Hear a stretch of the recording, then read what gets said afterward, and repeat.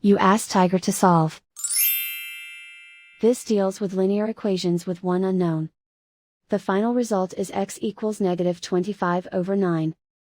Let's solve it step by step. Simplify the expression. Group the coefficients. Find the lowest common denominator. Multiply the denominators. Multiply the numerators.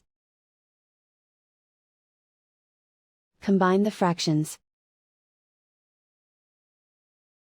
Combine the numerators. Group all constants on the right side of the equation. Subtract 5/4 from both sides.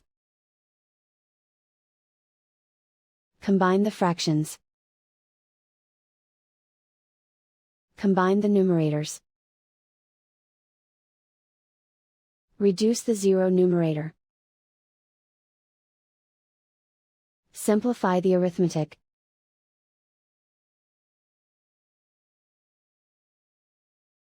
Isolate the x. Multiply both sides by inverse fraction 20/9. Group like terms. Multiply the coefficients. Simplify the fraction. Multiply the fractions. Simplify the arithmetic.